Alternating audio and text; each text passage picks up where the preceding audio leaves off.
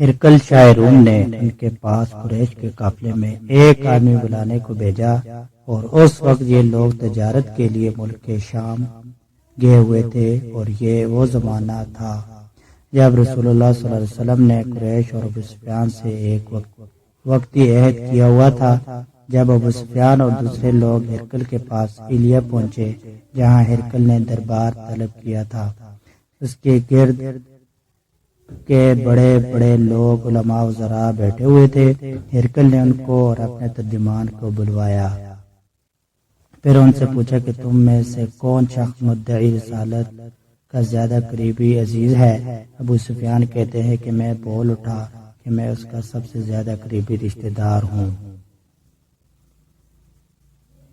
یہ سن کر ہرقل نے حکم دیا کہ اس کو ابو سفیان کو میرے قریب لا کر بٹھاؤ اور اس کے ساتھیوں کو اس کی پیٹھ کے پیچھے بٹھا دو۔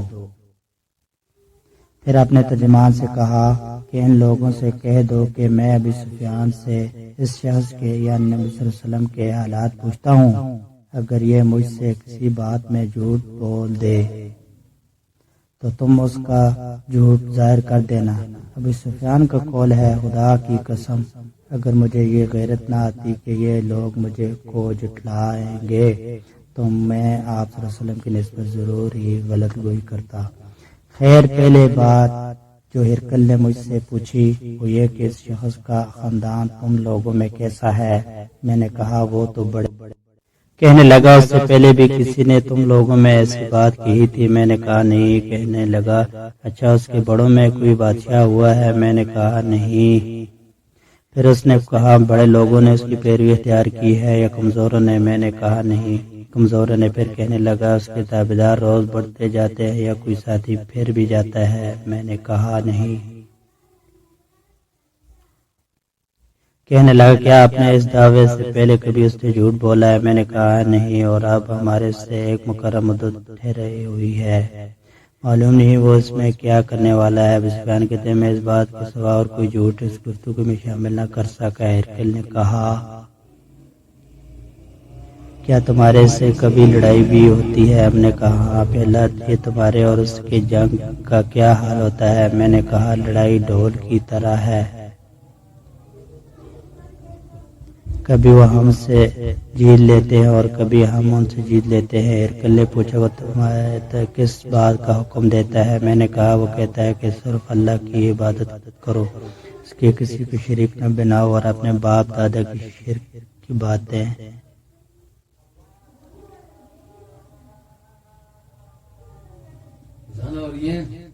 چھوڑ دو اور ہمیں نماز پڑھنے، سچ بولنے، پرہیزگاری، صلہ رحمی کا حکم دیتا ہے۔ یہ سب سن کر پھر ہرقل نے اپنے ترجمان سے کہا کہ ابو سفیان سے کہہ دے کہ میں نے تم سے اس کا نسب پوچھا، تم نے کہا کہ وہ ہم میں عالی نسب ہے اور پیغمبر اپنی قوم میں عالی نسب ہی بھیجے جایا کرتے ہیں۔ میں نے تم سے پوچھا کہ دعوی نبوت کی یہ بات تمہارے اندر سے پہلے کسی اور نے بھی کہی تھی تو تم نے جواب دیا کہ نہیں۔ تب میں نے کہا کہ اگر یہ بات اس سے پہلے کسی نے کہی ہوتی تو میں سمجھتا کہ اس شخص نے بھی اس بات کی تقلید کی ہے جو پہلے کہیں جا چکی ہے۔ میں نے تم سے پوچھا کہ اس کے بڑوں میں کوئی بادشاہ بھی گزرا ہے؟ تم نے کہا نہیں۔ تو میں نے دل میں کہا کہ ان کے بزرگوں میں سے کوئی بادشاہ ہوا ہوگا تو کہہ دو گا کہ وہ شخص اس بہانے اپنے آباء و اجداد کی بادشاہت اور ان کا ملک حاصل کرنا چاہتا ہے۔ اور میں نے تم سے پوچھا کہ اس بات کے کہنے یعنی پیغمبری کا دعویٰ کرنے سے پہلے تم نے کبھی اس کو دروغ گوئی اور کا الزام لگایا ہے؟ تم نے کہا نہیں۔ تو میں نے سمجھ لیا کہ جو شخص آدمی کے ساتھ دروغ گوئی سے بچے وہ اللہ کے بارے میں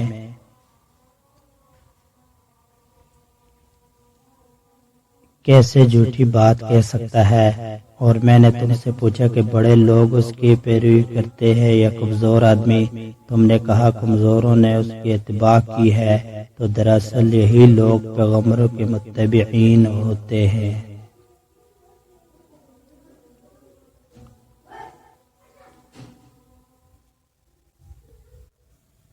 اور میں نے تم سے پوچھا کہ اس کے ساتھی بڑھ رہے ہیں یا کم ہو رہے ہیں، تم نے کہا کہ وہ بڑھ رہے ہیں، اور ایمان کی کیفیت یہی ہوتی ہے حتیٰ کہ وہ کامل ہو جاتا ہے۔ اور میں نے تم سے پوچھا کہ آیا کوئی شخص اس کے دین سے ناخوش ہو کر مرتد بھی ہو جاتا ہے، تو تم نے کہا نہیں۔ تو ایمان کی حیثیت بھی یہی ہے، جن کے دلوں میں اس کی مسرت رچ بس جائے وہ اس سے لوٹا نہیں کرتے۔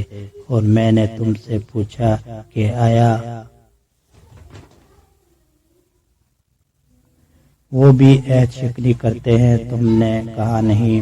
پیغمبروں کا یہی حال ہوتا ہے، وہ عہد کی خلاف ورزی نہیں کرتے۔ اور میں نے تم سے کہا کہ وہ تم سے کس چیز کے لیے کہتے ہیں، تم نے کہا کہ وہ ہمیں حکم دیتے ہیں کہ اللہ کی عبادت کرو، اس کے ساتھ کسی کو شریک نہ کرو ٹھہراؤ، اور تمہیں بتوں کی پرستش سے روکتے ہیں، سچ بولنے اور پرہیزگاری کا حکم دیتے ہیں۔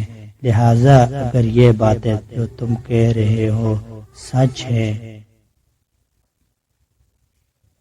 تو ان قریب وہ اس جگہ کا مالک ہو جائے گا کہ جہاں میرے یہ دونوں پاؤں ہیں۔ مجھے معلوم تھا کہ وہ آنے والا ہے، مگر مجھے یہ معلوم نہیں تھا کہ وہ تمہارے اندر ہوگا۔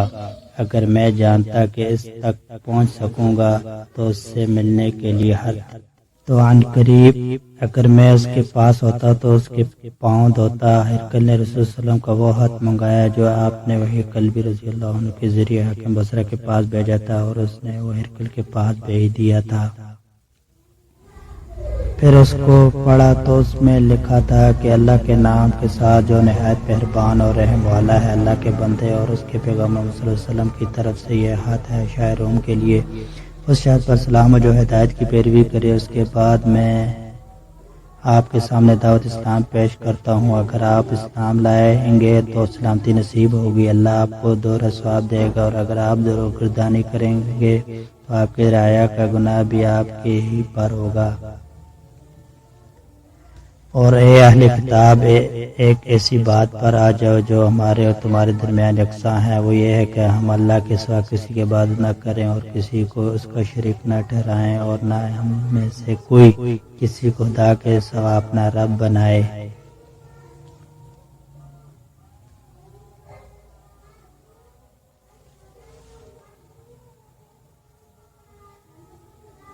پھر اگر وہ اہل کتاب منہ پھیر لیں تو تم ان سے کہہ دو کہ تم مانو یا نہ مانو، ہم تو ایک خدا کی اطاعت گزار ہیں۔ ابو سفیان کہتے ہیں جب ہرقل نے جو کچھ کہنا تھا کہہ دیا اور خط پڑھ کر فارغ ہوا تو اس کے ارد گرد بہت شور و غوا ہوا، بہت سی آوازیں اٹھیں اور ہمیں باہر نکال دیا گیا۔ تب میں نے اپنے ساتھیوں سے کہا کہ ابو کبشہ کے بیٹے حضرت صلی اللہ علیہ وسلم کا معاملہ تو بہت بڑھ گیا ہے، دیکھو تو اس نے بنی اصفر کا بادشاہ بھی ڈرتا ہے۔ مجھے اس وقت سے اس بات کا یقین ہو گیا کہ حضور عنقریب غالب ہو کر رہیں گے، حتیٰ کہ اللہ نے مجھے